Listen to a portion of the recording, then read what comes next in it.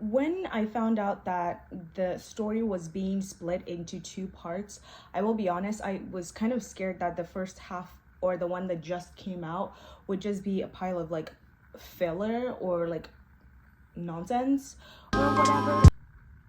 Hello everyone, welcome back to my channel.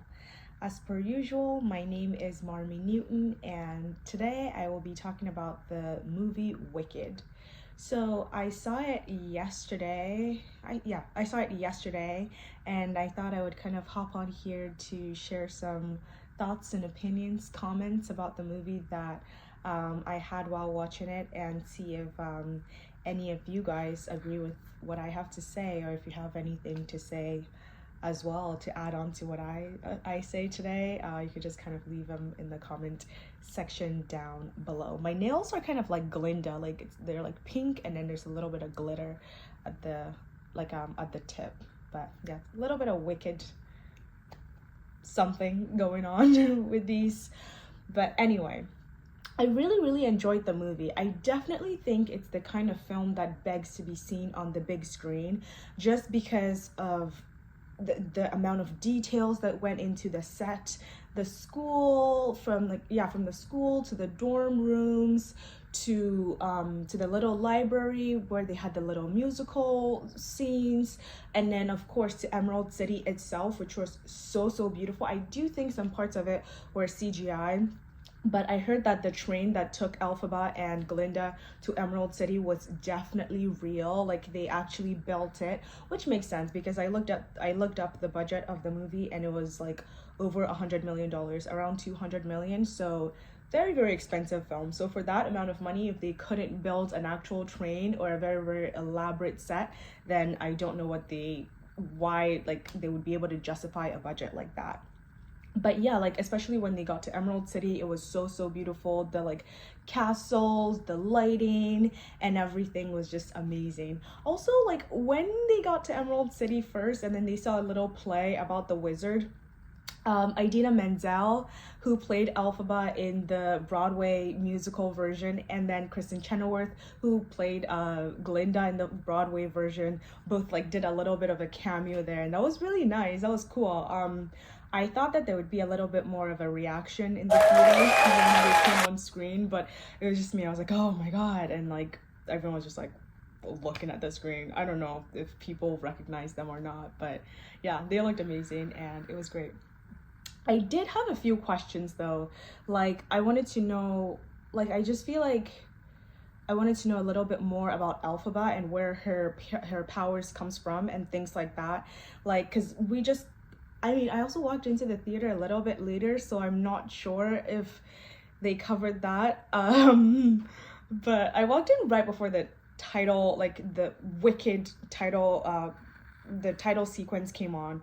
So I feel like I didn't miss that much, but I wanted to know where Elphaba comes from specifically, why she's green, where all of these powers she has comes from, why she's so powerful, all these kinds of things. I had questions about that, and I mean, I hope it might be answered in the part 2, but it also feels like the part 2, they're like part 1, they were setting up for like a showdown or something in the part 2. I've never seen the Broadway musical. I have listened to the soundtrack thousands and thousands of times, but I'd never actually seen the story before, so this was really cool to actually be able to experience the story for the first time.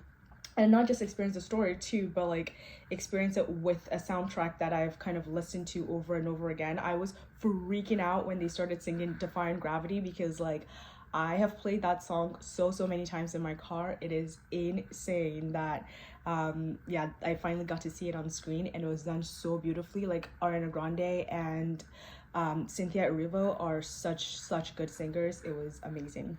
And also, like, speaking of performances, I feel like Jonathan Bailey, he was just like great. Like I feel like he wasn't in the movie that much, which makes sense because he's not one of the two protagonists. He's kind of the love interest, or like a love triangle, whatever it is they're setting up.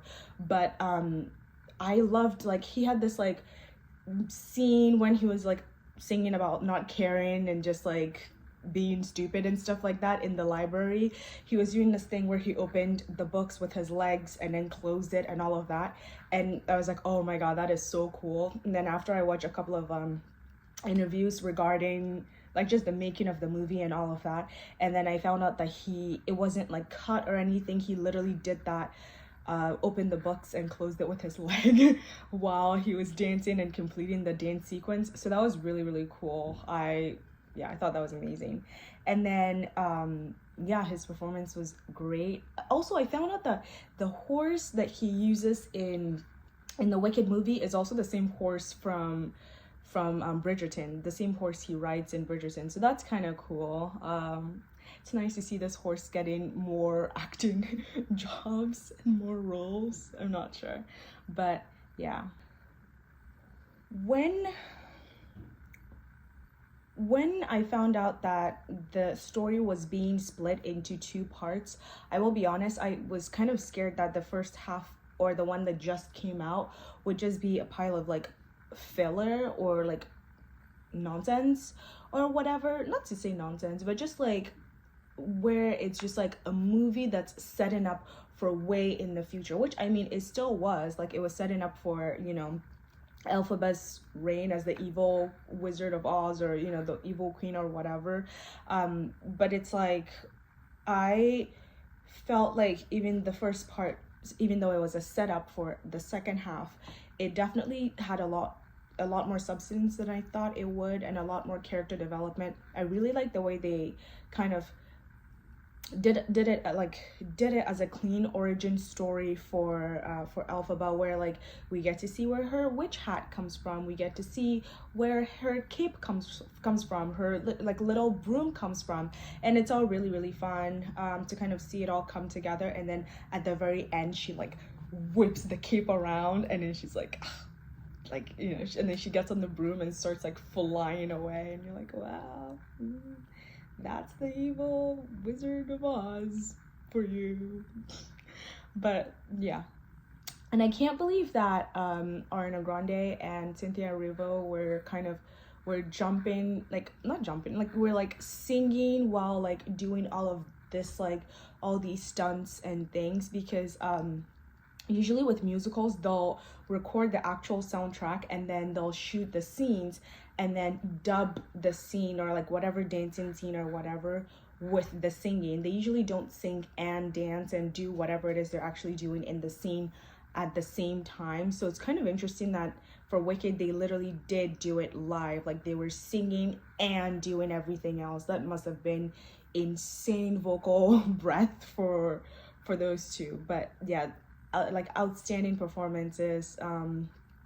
And then Michelle Yeoh, like I trusted her character, excuse me. How dare she betray Elphaba like that? I mean, I knew there was something fishy about her a little bit, but I was like, but it's Michelle Yeoh.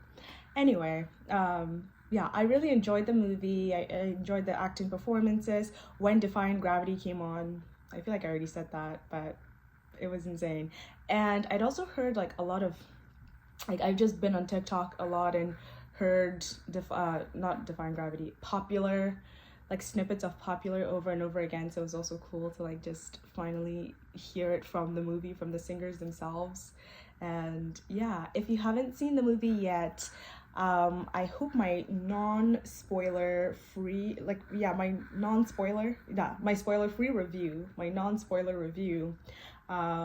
got you interested enough to maybe go and see it, check it out. It's a very, very fun film. It starts off a little bit slow, but then it really, really picks up, and then it gets like, you get right into it, and then it's amazing. But yeah, that's all I have to say. If you have any questions, comments, concerns, something that you feel like I should have said that I didn't end up saying, please feel free to leave them down in the comment section somewhere down below. And on that note, thank you for tuning in, thank you for listening, and I hope you check out some of my other videos or tune in next time for my next video. All right, bye.